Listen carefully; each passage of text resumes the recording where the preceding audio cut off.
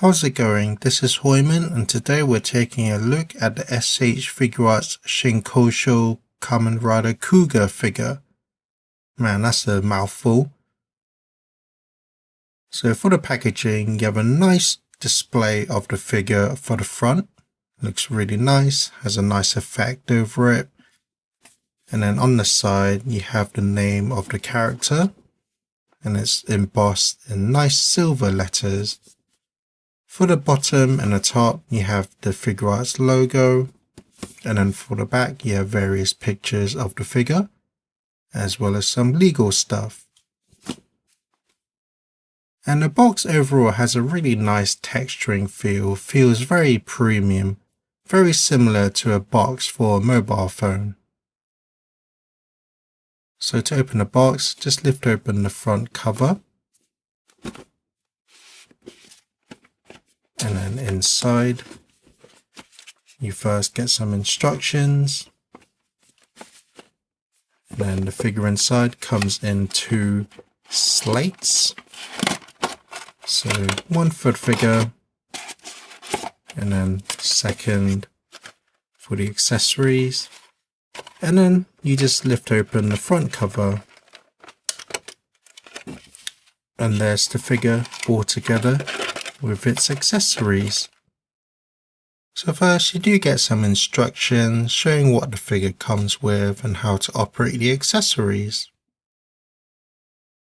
So here's the actual figure, and as expected of S.H.Figuarts and Shinkocchou, the sculpt on this figure is just absolutely phenomenal. Really captures the likeness of the character really well, pretty much from all angles. Just really well sculpted and is full of detail. So looking at the head sculpt, it definitely captures the look of Kuuga really well. Looks just like the helmet from pretty much all angles. And it's just really well sculpted overall. So the eyes themselves are nice and translucent, and you have the nice scaly texture underneath the red translucent piece. Looks really nice and effective. And then the crown on his forehead is really well sculpted, painted in a nice metallic gold paint. Looks really nice. And then the metallic red circle here is nice and clean as well. The mouth is really well sculpted. And then it's painted in a nice silver metallic paint. And then the same metallic gold covers all the way around the rim of the helmet. And it's very nice and clean for the most part. And then you have the ears on the sides, really well sculpted. And there is a seam line that runs across the entire length of the helmet. And this can be seen as a good and bad thing. The bad thing is that yes, it is quite noticeable, but the good thing is that it's actually accurate to the suit. If you go back and watch the show, you actually see there is a seam line that runs through the helmet on the actual suit. So it's nice that it is accurate in that regard. But at the same time, I can see how some people can see it quite distracting. Down to the torso, really well sculpted. You can see all the shapes in the armor. Looks really nice, and again, it's painted in a nice metallic red. Definitely really striking and eye-popping on the figure, especially against the matte black of his suit. You can see all the symbols that run across the torso, and they are all embossed as well, individually sculpted. So it looks really nice. Same for the under part of the torso. You can see all the symbols that runs across the entire armor. Looks really nice. The forearms, they're also painted in a nice metallic red and a metallic gold as well. And then you also have the nice translucent gems on either side. So there's really nice attention to detail. But I will say there is a seam line that runs across the forearm, and these aren't present on the actual suit. So because it's on a bright color, it is quite noticeable, but not too much you can do about that.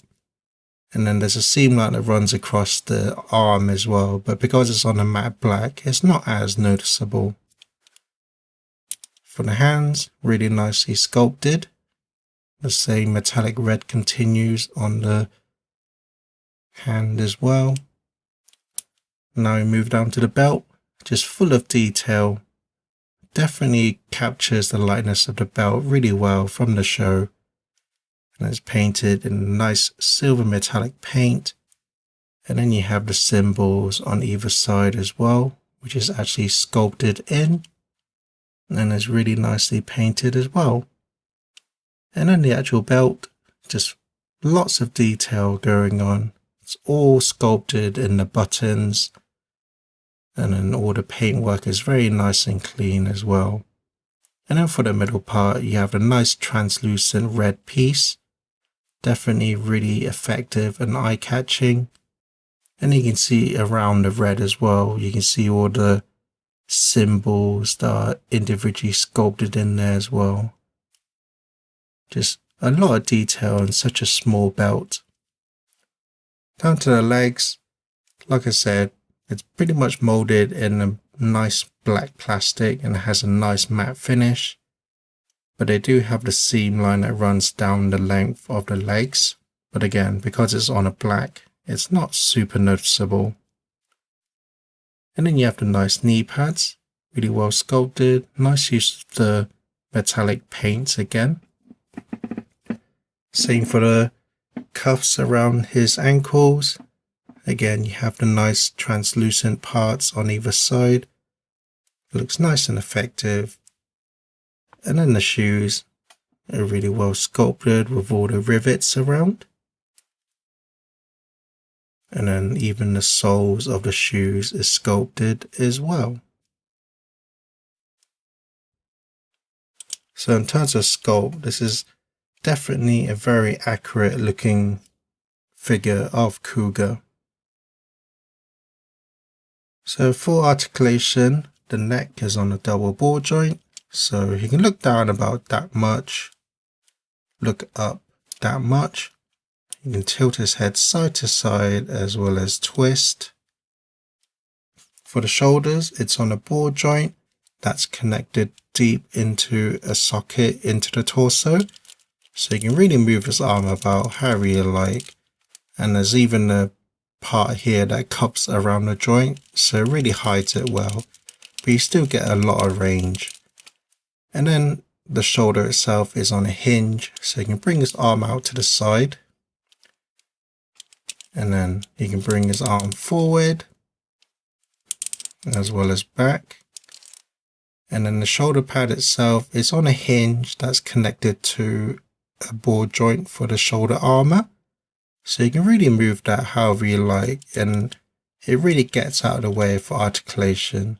And then no matter which way you pose the arm, you can just kind of tuck the shoulder pad to make it look natural. The bicep has a swivel, so you can swing his arm about however you like. And he's got double jointed elbows, like so. And then the forearm is actually on a hinge as well, so you can move his arm about however you like. And then the hand is on a ball joint, so good range of motion. The torso is kind of on a triple ball joint, so you have one at the base of the waist and then you have one that's at the top of the torso. So you can lean forward about that much, lean back that much, lean side to side as well as twist. And you can see how the lower part of the torso is actually on a separate piece. So no matter which way you pose the torso, it kind of hides the gap. So it's quite a nice design there. And I mentioned that it's kind of on a triple ball joint. And that's because the joint in the torso can be extended like so. So you just raise the figure up like so, and that allows for a bit more range. So it's a really nice articulation in the torso. The hips are on a newer style Figuarts joint, So you can bring his leg out to the side about that much, kick forward that much, kick back about that much, and then he does have the thigh swivel as well. And then he's got double jointed knees. And then for the ankle, it's on a hinge, so you can bring his foot back about that much, foot forward that much, and then lean side to side, and they can also twist. And because this cuff is on a separate piece, it doesn't get in the way of the ankle articulation too much. And then finally, he has the toe hinge.